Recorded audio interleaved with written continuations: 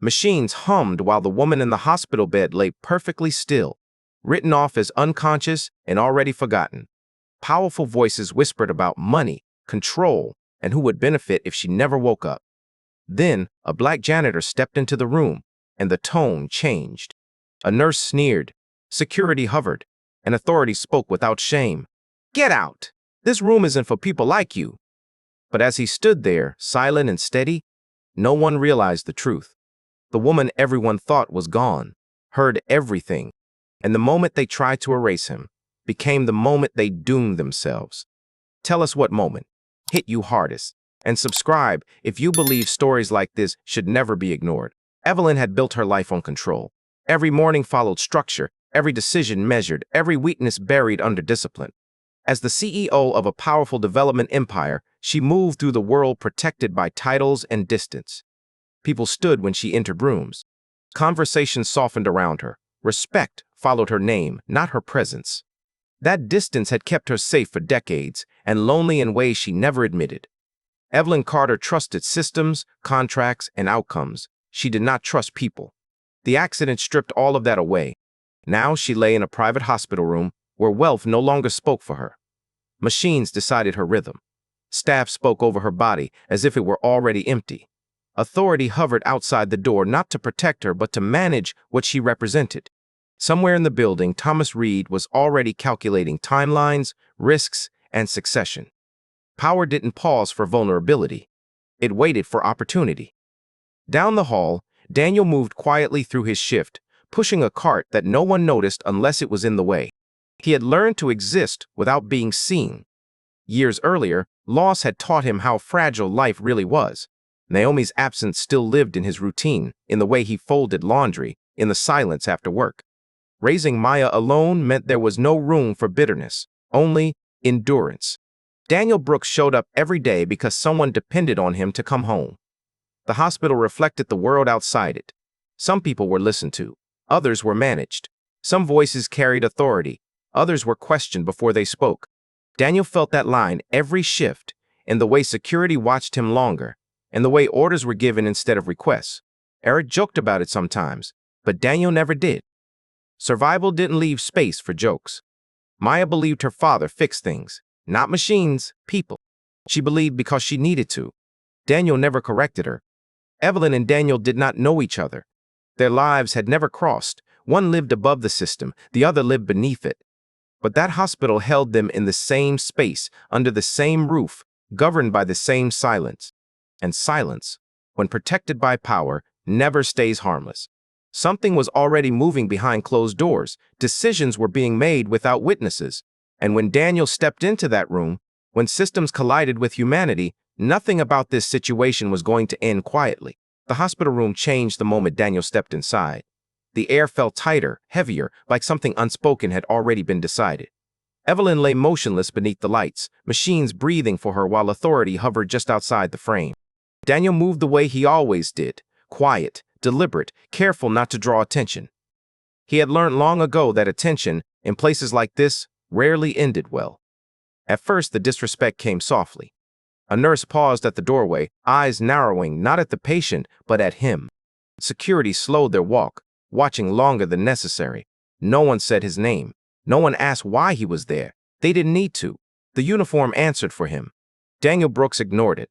He always did. He spoke gently, not to the room, but to the woman everyone else had already written off.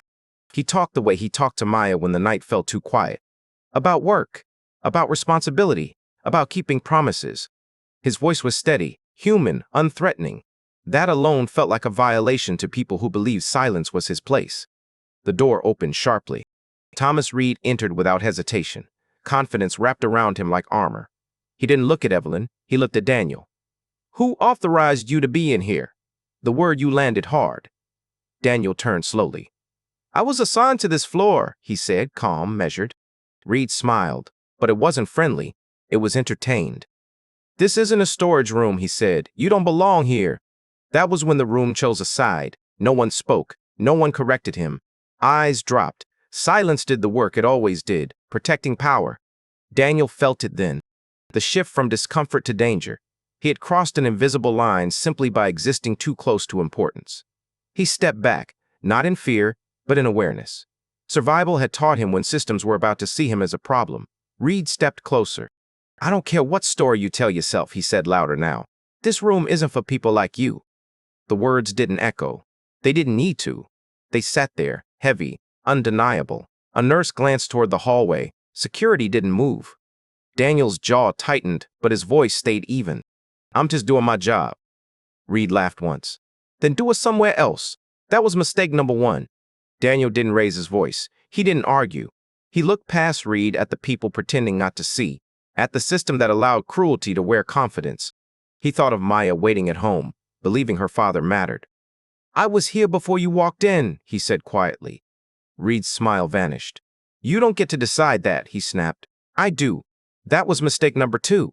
Phones stayed down. Doors stayed closed. Bystanders became witnesses by refusing to intervene. The injustice thickened, moving from implication to command. Security finally shifted, but not toward Reed. Sir, one of them said to Daniel, uncomfortable but obedient, we're going to need you to step out. Daniel Brooks looked at Evelyn then, at the woman everyone thought couldn't hear, at the room that believed silence meant absence. I'm not hurting anyone, he said. I'm talking. Reed's voice cut through him. You're done. That was mistake number three, because something changed. The tension didn't release. It redirected. Someone near the nurse's station whispered. Another person lifted a phone, not openly, but enough. The room felt watched now, not protected. Daniel took a breath. You didn't ask why I'm here, he said. You just assumed I didn't matter. Reed's confidence sharpened into anger. Careful, he warned. You're replaceable. The word replaceable hung there, ugly and familiar. Daniel nodded once. So was silence. No one laughed. No one moved. Behind them, machines beeped steadily, recording everything, timing, rhythm, proof. Reed turned toward the door, already convinced he had won. Get him out, he ordered, but the moment stalled. Not because Daniel resisted, but because the room hesitated. Authority had spoken too loudly, too clearly. And somewhere in that hesitation, the balance began to strain. Evelyn Carter lay still, eyes closed, written off as unaware, but every word had reached her. And the people who believed this was a small moment. Something they could erase, had no idea what they had just set in motion. The injustice was no longer quiet. It was documented. And it wasn't finished yet. The room tightened around authority. Security closed in just enough to remind Daniel that control still belonged to someone else. Thomas stood near the doorway, arms folded, posture calm again, as if the moment had already ended in his favor. To him, this was routine. Pressure. Removal. Silence. The system had always obeyed. Daniel stayed where he was. He didn't argue. He didn't raise his hands. He didn't plead. That refusal unsettled the room more than resistance ever could. His stillness felt deliberate, heavy, as if he were anchoring himself to something no one else could see. Thomas Reed broke the pause. Last warning, he said, voice sharp. Walk out. That was when the nurse's station went quiet. Not silent alert. A monitor chirped louder than before. Another beep followed, irregular this time. A nurse glanced at the screen, then again, confused. The sound cut through the tension like a crack in glass. Daniel didn't move. Security hesitated. Inside the bed, something shifted. Evelyn felt it before anyone else noticed. The pressure in her chest. The weight lifting just enough to breathe. Her fingers twitched against the sheet, barely visible, but real. She had been listening for days, collecting truth the way people around her collected leverage. Every word, every insult, every assumption. Thomas didn't see it. Escort him out, he said louder. Now. That was when the nurse spoke. Her vitals just changed. Thomas turned, irritated. That's not relevant. That was mistake number 4. The monitor beeped again, faster this time. The sound drew eyes. Phones came up, no longer subtle. A doctor stepped forward, tension replacing indifference. Evelyn Carter moved her hand. Not much, just enough. The room froze. Someone gasped. Security stepped back on instinct. The power Thomas carried stalled, confused by something it couldn't order away. Did you see that? A nurse whispered. Thomas laughed once, forced. Muscle reflex, he said. It happens.